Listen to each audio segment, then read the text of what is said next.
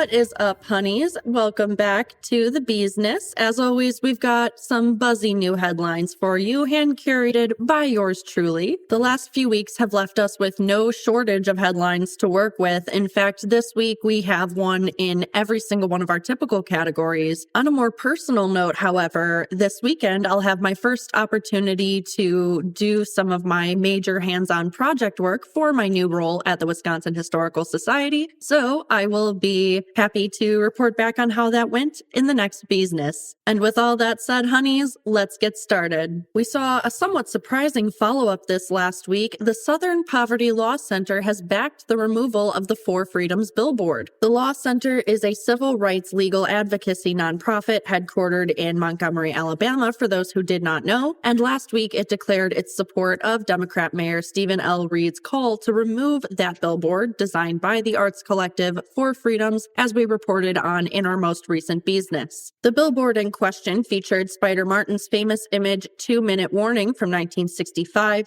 It was installed ahead of an exhibition of the photographer's artworks at the Montgomery Museum of Fine Arts. Tiffany English Ralph, the director of the SPLC's Alabama State Office, said in a statement that the placement of the MAGA slogan atop the image aims to, quote, undo the progress Black Americans marched and died for, end quote, and that its inclusion in the image, quote, disrespects John Lewis's legacy and contributions to the civil rights movement. She went on to say, quote, this recent billboard may have been well-intentioned, but meaningful conversations about race, injustice, and the ongoing fight for civil rights cannot be left to inference alone, end quote. Of course, the why we care and the somewhat twist to this is that many are saying that the use of the MAGA slogan is instead meant to ask when exactly America was great. One such voice is the photographer's own daughter. As of Monday, February 3rd, the National Coalition Against Censorship emailed a letter to the mayor's office stating that his request to remove the billboard raised, quote, serious First Amendment concerns, end quote. The letter noted that although Reed removed the design because he believed it wrongfully politicized the Selma marches, others may have appreciated the parallels drawn by the billboard artwork between civil rights struggles and current events. We also heard last week that a Christie's sale of an El Greco painting was blocked by the Romanian government. The work in question is El Greco's Saint Sebastian, which was created between about 1610 and 1614 and is estimated to be worth between 7 and 9 US million. It was expected to be the top lot of a Christie's New York sale next month, but the Prime Minister, Marcel Ciolacu, and a team of lawyers blocked the sale while the government reportedly pursues its ownership claims over the piece through legal proceedings at the Paris Judicial Tribunal. Further action here is to be expected. Now, Romania maybe does have a legitimate claim here. The work was purchased by King Carol I in 1898, who bequeathed it the next year to the Crown of Romania. In 1976, it left their holdings for a New York gallery, then basically disappeared for years until this auction. So, of course, this sale is on hold while any applicable legal statutes of limitation are looked into. The Romanian government taking what it calls institutional steps, including, quote, the initiation of procedures, civil criminal, end quote, intended to reestablish ownership of the El Greco, according to a republished government memorandum. Also from last week, a well-known crypto tycoon is suing David Geffen over alleged art fraud involving a $78 million Giacometti. The tycoon in question is the Hong Kong-based mogul Justin Sun. You may recognize his name because he purchased the comedian a very short while ago for $6.2 million, the duct tape and banana artwork. Sun had purchased the work in question today, L'Inez, an Alberto Giacometti sculpture at Sotheby's for $78.4 million in 2021. So let's get into those juicy lawsuit details. Sun is suing the billionaire collector David Geffen for the return of or substantial damages for the sculpture on the claims that it was, quote, sold out from under him by a rogue art advisor, one Shang Zihan Sydney, in an elaborate scheme of forged signatures and fictitious lawyers, end quote. The suit, filed on Tuesday in Manhattan federal court, claims that while Sun had expressed interest in selling L'Inez for a profit, he never authorized Xiang to finalize the brokered transaction with Geffen's representatives, which occurred sometime between January and March of 2024, especially not without his approval and for far below his target sale price, he claims. The advisor allegedly exchanged the Giacometti for 2 artworks together worth $55 million from Geffen's collection, plus $10.5 million in cash. Sun additionally claims that Xiang used the cash portion of the deal to convince him that a deal was just in progress, calling the portion she gave to him a quote-unquote deposit from an allegedly imaginary buyer, while withholding about $500,000 for herself. Sun claims he only uncovered this in December of this past year when he pressed Xiang on the lack of progress in this supposed sale.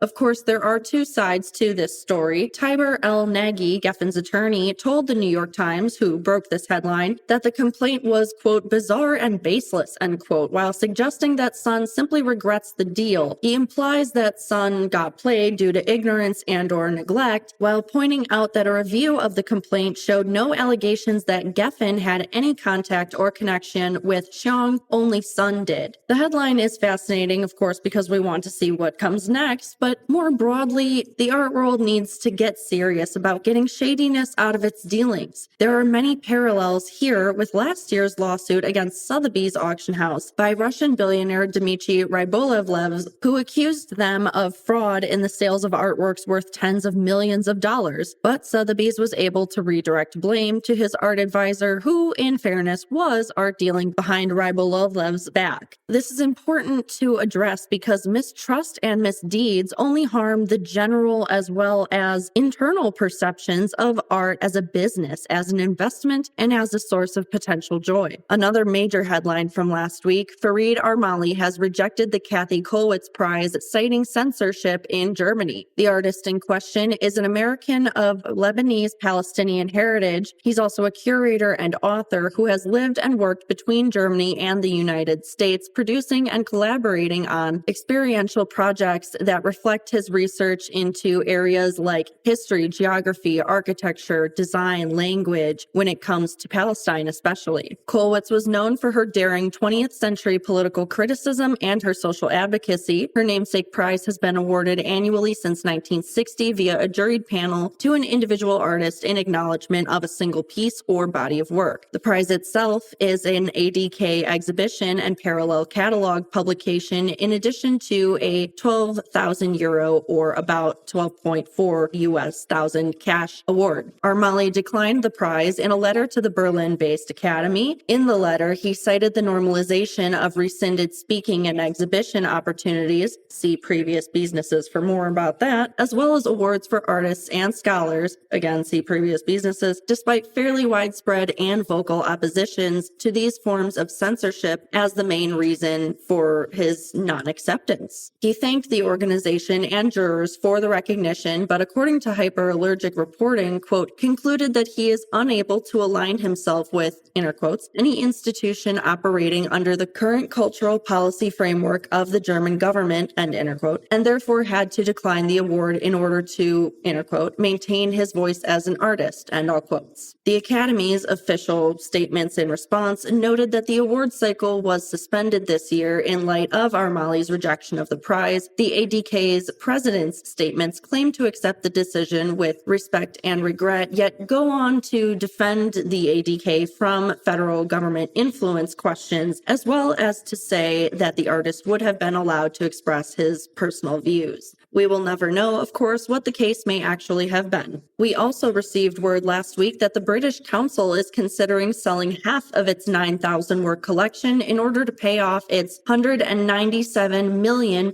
debt. And for my Americans, that's about 245 million of our dollars. The British Council itself is the UK's international organization for cultural relations. It holds all those works, mostly of 20th and 21st century British art, but since it lacks a permanent exhibition space, only about 20% of the works are on display either in the UK or abroad at any given time, and only half would even be able to be sold due to legal restrictions. So, honeys, why the debts and why the sale? The council took out an emergency loan from the government of about £250 million during the pandemic, but still owes most of it and is paying about £14 million per year on commercial interest. Prior steps to settle this debt have included asking the UK's Foreign, Commonwealth and Development Office, or FCDO, to reduce financial pressures by reducing loan payments, as well as for an increase in government strategic funding, which would be money given by one level of government to another year from 2026 onward. The chief executive of the council, Scott McDonald, told The Guardian that the alternative under consideration would be to slash the organization's budget by £250 million,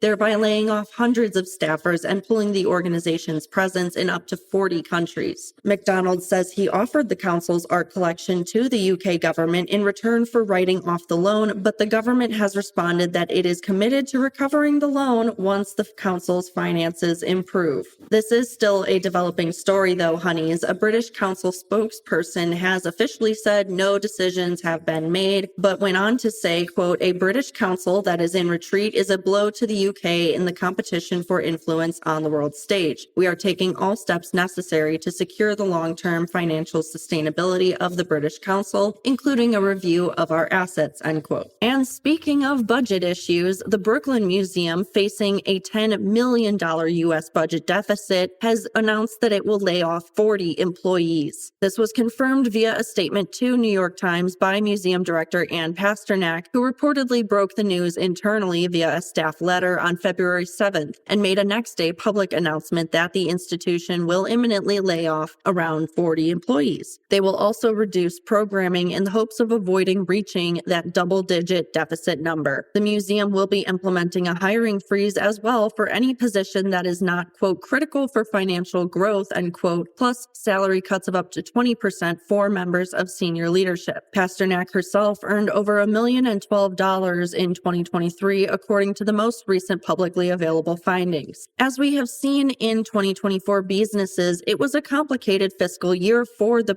Brooklyn Museum. Ultimately, its expenses habitually soared beyond revenue despite growth in its board and endowment, as well as healthy attendance of several blockbuster exhibitions. It has frequently been the site of pro-Palestine demonstrations as well, including ones directed at the museum for its investments linked to Israel, with calls to subsequently divest. Given this announcement, it seems very unlikely they would be doing that anytime soon. The layoffs are reportedly planned across museum departments, part-time and full-time, and will include 47 union and non-union positions. The union especially is not happy with how this is being handled in the current context. The president of Local 1502, which is a division of the District Council 37 union, which represents art handlers, curatorial assistants, and maintainers, claimed that he was only informed of the news on February 6th, in what may have been a breach of contract clauses regarding advance notice of layoffs. Local 1502 has since sent a cease and desist letter to the museum to stop this layoff move, and their press release reads in part, quote, "The museum's financial mismanagement and failure to adequately plan for non-staffing costs should not fall on the shoulders of union staff," end quote. The news comes in the middle of a nationwide surge of concerns for American workers' rights after President Donald Trump fired the National Labor Relations Board's general counsel as well as Democratic member of the board late last month, which effectively halted their operations. We heard alarm from France's creative workers after budget cuts to the arts and culture sectors were announced. Prime Minister François Bayrou has approved reductions to public spending across the board in an effort to contain the national budget deficit, but among the hardest hit will be museums, cultural institutions, and heritage sites. The Culture Ministry will lose approximately 150 million euros, or just shy of $155.5 million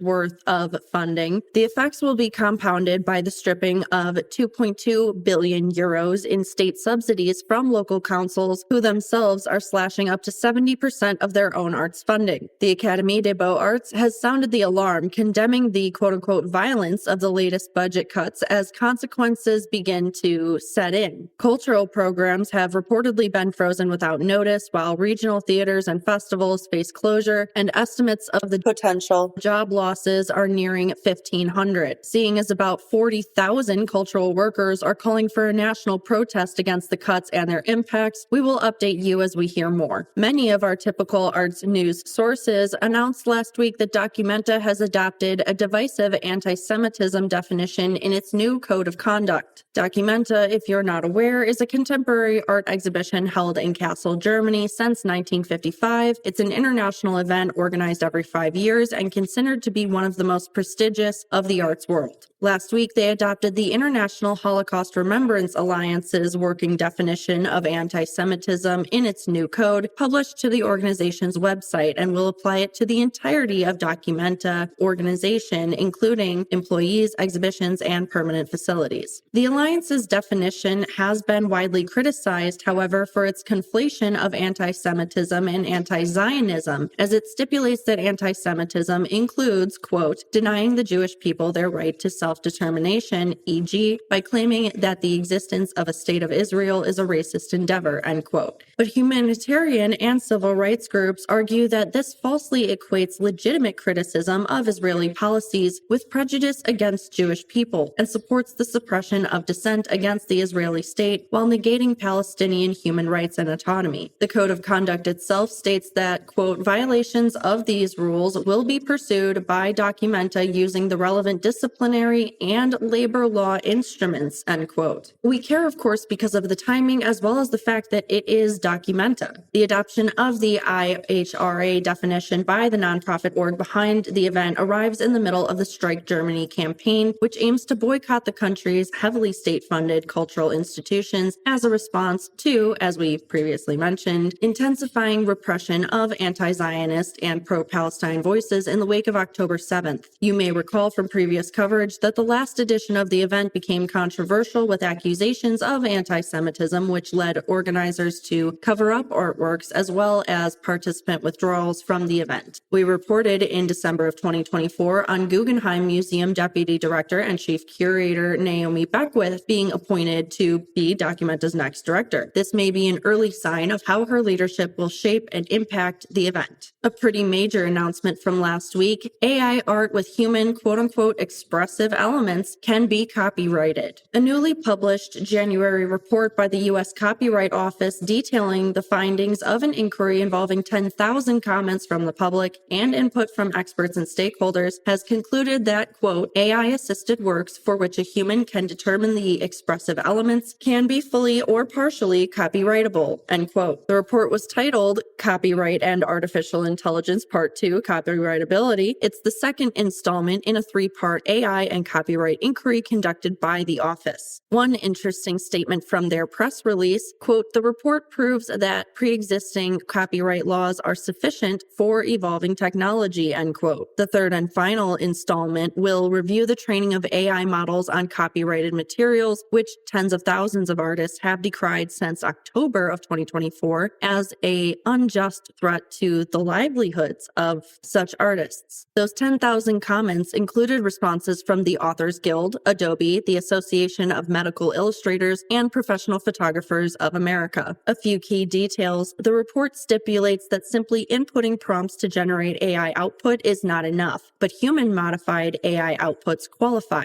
They added that whether or not human contributions are considered to meet the criteria for authorship should be determined on a case-by-case basis. An exciting announcement from last week, a Modigliani discovery in a French antique shop has been confirmed. Experts have determined that a portrait bought at an antique market in France about 15 years ago by Italian collector Paolo Guzzini is in fact an early painting by Amedeo Modigliani. Guzzini recognized the potential importance of an interesting seal he spotted on the back of an expressive oil painting of a man, decided to buy it and investigate. The seal marked the source of the canvas as an art supply shop in Montmartre in the early 1900s, but gave no further artist information. Guzzini, though, felt he had something special, so he consulted the Fondazione Amedeo Modigliani in Rome, who ID'd the sitter after x-raying the artwork, one Mario Cavalieri, a friend of the artist. The foundation therefore arrived at the conclusion that this was one of Modigliani's early portraits, so likely made in 1906, soon after his arrival in Paris. Guzzini says, quote, the value of this artwork today is not only in its market price, but especially in its historic importance, end quote. We also heard last week that the Schomburg Center for Research in Black Culture is turning 100 and is celebrating with a year-long series of centennial programs exploring its history, including an exhibition of collection objects, a centennial festival, and a block party. The institution was established in May 1925 as the New York Public Library's Division of Black History and Literature. It was named after Arturo Schomburg, a Puerto Rican-born scholar and collector of Black literature and diasporic materials in 1940. Joy Bivens, director of the center, made reference to recent attacks on DEI during the press conference announcement made on Thursday, telling sources, quote, "This institution has been around during segregation, multiple movements, civil rights movements, labor movements, and terrible economies. Black history is our lifeblood. We don't wait to celebrate it," end quote. Two pieces of news from the White House this week. First, Trump has disbanded the President's Committee on Arts and Humanities. The committee was established in 1982 to advise the national government's investments and policy advancements within the art, culture, and humanities sectors by directly working with the NEA, the National Endowment for the Humanities, or NEH, and the Institute of Museum and Library Services, or IMLS. The group's mission statement, which is no longer viewable online but was provided anonymously to Hyperallergic by a committee member, was grounded in, quote, "the fundamental belief that creativity, diversity, and democracy are intrinsically bound and that the arts and humanities can be a powerful force for social change," end quote. There's a bit of background, honeys, for understanding why this one matters. It's the second time that the Presidential Committee on Arts and Humanities has been dissolved under a Trump presidency. All 17 committee members resigned back in 2017 in protest of Trump's comments regarding the white supremacist Unite the Right rally in Charlottesville, Virginia. The committee was reinstated in September of 2022 through President Biden's Executive Order 14084. It comprised the chairpersons of the NEA and NEH, the director of the IMLS, plus 25 non-federal members appointed by the former president who had demonstrated deep commitments to the arts, humanities, and/or library services. Public records indicate that the committee had an operating budget of over $345,000 US and that it met 3 times during the 2024 fiscal year. Per the committee's official social medias, they collaborated on federal, private, and civic levels in projects ranging from institutional repatriation to climate disaster preparedness, mobilizing artists to counter all forms of hate, to the developing role of AI in the arts and humanities. In other words, honeys, this is a clear indication that the present administration has, at minimum, no plans to support community growth, health, or economics via the arts and humanities, which is, I might point out, a $1.1 trillion